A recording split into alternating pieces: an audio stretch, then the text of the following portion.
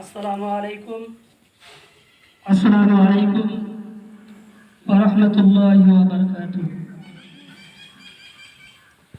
উপস্থিত রয়েছেন মাদ্রাসা আহিয়াউল উলুমের ডোনার মাওলানা আবু তাহের সাহেব। উপস্থিত রয়েছেন এতদ এলাকার সুনামধন্য মান্যগণ্য ব্যক্তিবর্গ এবং মাদ্রাসা আহিয়াউল উলুমের শিক্ষক মণ্ডলী এবং প্রান্তীয় শ্রেণীর ছাত্রীরা। আজ 15ই আগস্ট 1947 সালের 15ই আগস্ট এই দিনটিতে আমরা স্বাধীনতা অর্জন করেছিলাম।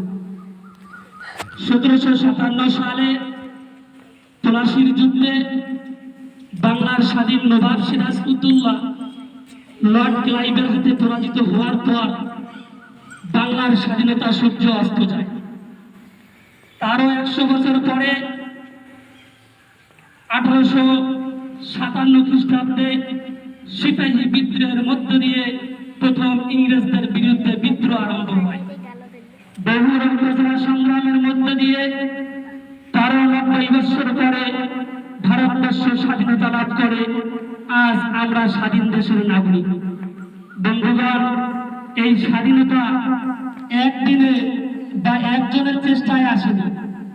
দেশের সমস্ত মানুষের জাতি, ধর্ম, বর্ণ নির্বিশেষে প্রত্যেকটা মানুষ প্রত্যক্ষভাবে পরোক্ষভাবে এই স্বাধীনতা অর্জনে অবদান আছে।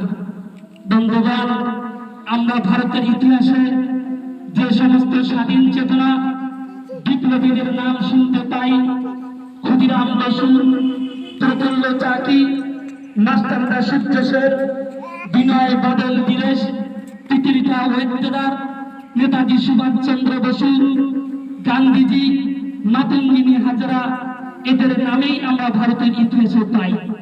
বন্ধুগণ, আমরা তাদেরকে সম্মান করি, আমরা তাদেরকে মাতার তাজ হিসেবে মানি, কিন্তু মুসলমানদেরও কম অবদান নয়।